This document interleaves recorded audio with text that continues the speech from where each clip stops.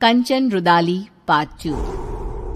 आ गई मेरी बेटी अब मेरे पास।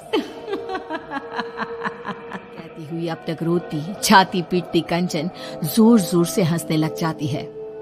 मुखाग्नि मैं दूंगी, मैं एक रुदाली आज हंसेगी और तुम सब रोओगे।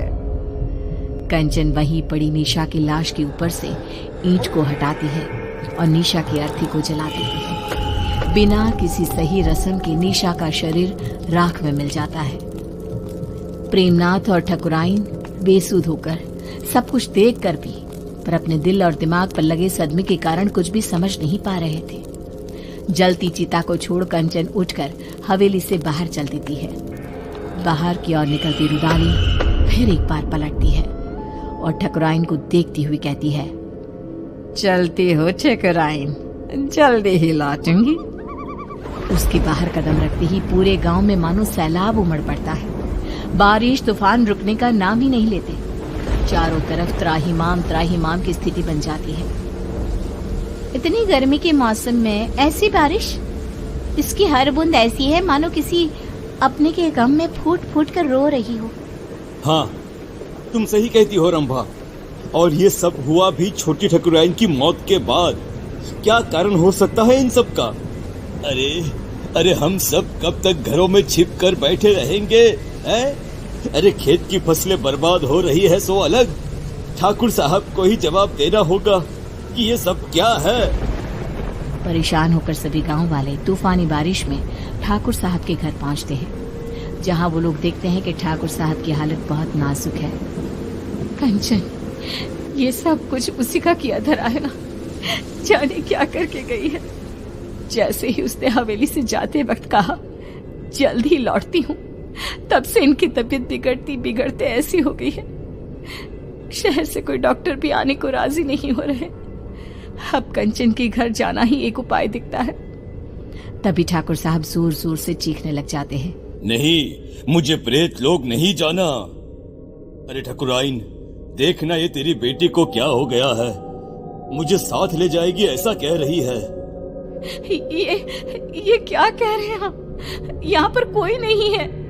अजी निशा क्यों ले जाएगी आपको? ऐसा कुछ नहीं होगा जी। अरे गट्टू, तू भी आ गया। देख रही हो ना ठकुराइन, तुम्हारी बगिया संभालने वाला गट्टू आज तेरी बगिया उजाड़ने आया है। ये तो बहुत बुरा संकेत है ठकुराइन। ठाकुर साहब को सब मरे हुए लोग दिख रहे हैं। अरे जिस दिन हमारी निशा मरी थी उसी रात गट्टू भी मरा था।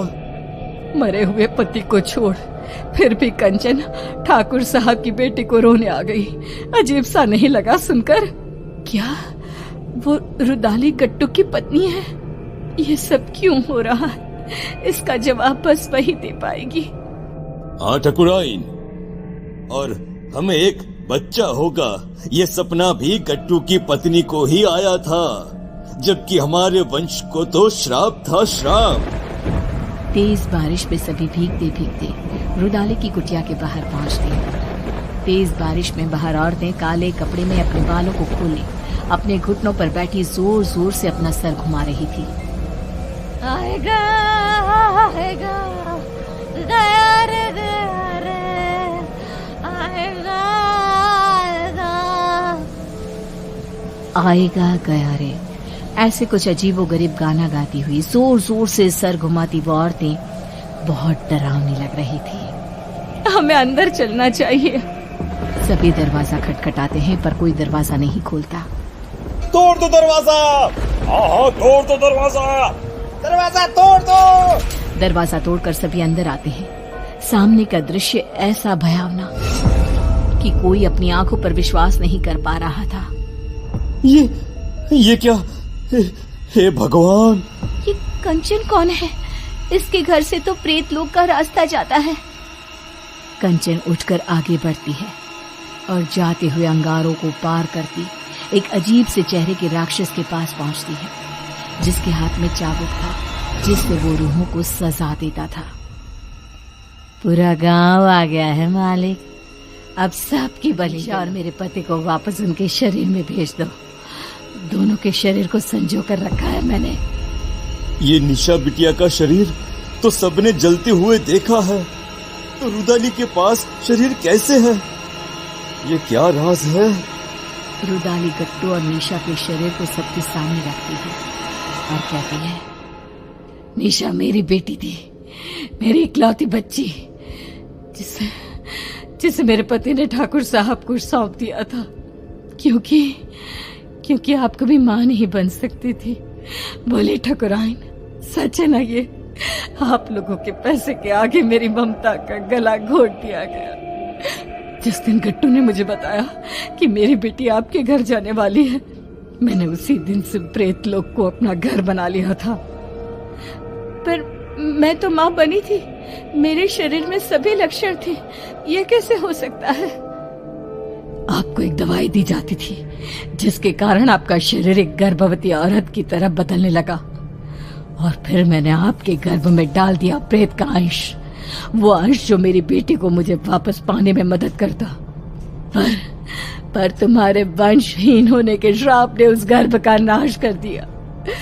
निशा तुम्हें सौंप दी गई, उसने मेरी कोख में ही सब तंत्र मंत्र सीख लिए थे, इसलिए उसे वही चीजें अपनी ओर खींचने लगी। अमावस के दिन उसकी वही शक्तियां उस पर हावी हो गई और वो चली गई सब कुछ छोड़कर। पर मैं उसे कैसे जाने देती? उसकी आत्मा को प्रेत लोक से उसके पिता ने बचा लिया और उसकी आत्मा उसके शरीर में आ गई। पर प्रेत सरकार बहुत क्रोधित हुई, इसीलिए आप सबकी आंखों में धूल झोंक कर मैंने एक पुतले को जलाया, ना कि मेरी बेटी को। अब उसी सरकार की मदद से मैं फिर से अपनी बेटी और पति को पालूंगी और उसके बदले ये पूरा गांव ने सौंप दूंगी। भागो भागो भागो भागो यहाँ से। हमें भी शरीर दिलवा देना कंचन, इन सब का शरीर तो है ही। हमें भी शरीर दिलवा देना कंचन, इन सब का शरीर तो है ही। आज कितने ही साल बीत गए, गांव अब आत्मा और प्रेतों के नाम से जाना जाता है। इतने मुर्दों में रह गई है जिंदा तो बस कंचन।